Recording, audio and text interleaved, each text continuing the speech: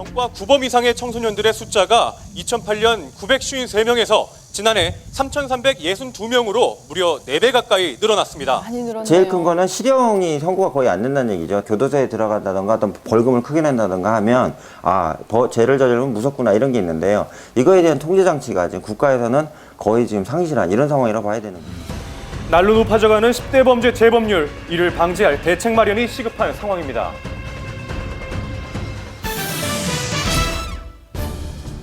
제주도에서 실종된 40대 여성을 취재 도중 직접 만났습니다.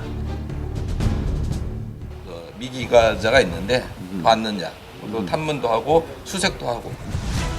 사건을 공개 수배로 전환시킨 경찰은 많은 인력을 동원해 실종 여성을 찾기 위한 탐문 수사를 벌이고 있었는데요. 당시 가족들은 그녀가 무사히 돌아오기만을 애타게 기다리고 있었습니다. 집에 안 들어서 안 들어왔으니까 범죄다. 가출할 이유가 없잖아요. 사고로 본 거예요. 사고 납치 이런 쪽으로. 그런데 그때 갑자기 실종됐던 여성이 나타났습니다.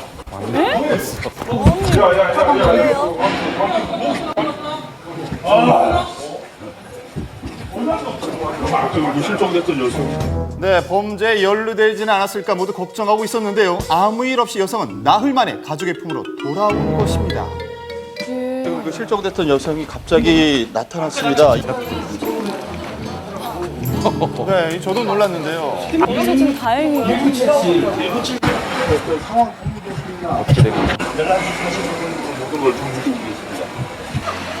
많은 이들이 걱정했지만 여성은 건강한 모습이었습니다. 지금 어디 납치됐거나 이런 상황 아니신 거죠?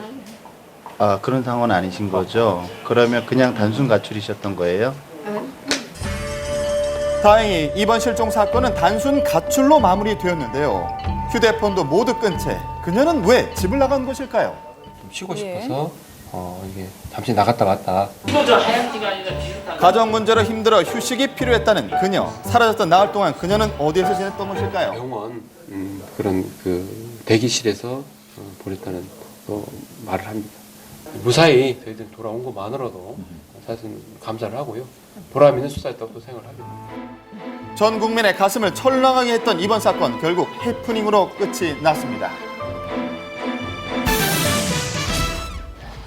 주로 긴급 환자를 수송하는 구급 차량. 그런데 이를 대상으로 한 황당한 사건이 발생했습니다. 소방서로 돌아가던 구급차가 갑자기 급정거를 합니다. 무슨 일이 있었던 걸까요? 불과 몇 초 사이였는데 막 머리가 쭈뼛쭈뼛 서고 다리가 떨려가지고. 구급대원만 한 15년 이상을 했습니다. 이런 일은 처음 있는 일입니다. 무슨 일이길래. 응급 환자를 이송 후 돌아오던 길이었다고 합니다.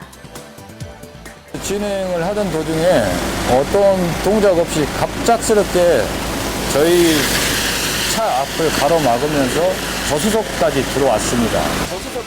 맞은편 차선에서 오던 외제차가 갑자기 중앙선을 침범해 구급 차량으로 돌진했다가 다시 방향을 틀었습니다. 고의로 구급 차량을 위협한 운전자 20대 대학생으로 밝혀졌는데요. 그런데 그 이유가 황당했습니다. 왜 그랬대요? 본인 판단으로는 상향도로 봤다. 그래서 자기 운전에 상당히 방해가 됐다.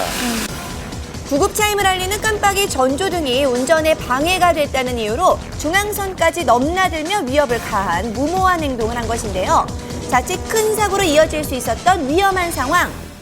구급 차량의 진로를 방해했을 경우 어떤 처벌을 받게 될까요? 구급차가 진행하는 걸 알면서도 그 진행을 방해하는 어떤 행동을 했다면 벌금 20만 원 이하의 형에 처해질 수 있습니다. 이 사건과 같이 자동차를 이용해서 위협을 느끼게 한 경우에는 징역 1년 이상의 유기징역형에 처해질 수 있습니다. 구급차에 타고 있는 사람이 내 가족이라면 길을 막을 수 없겠죠? 성숙한 시민의식이 필요해 보입니다.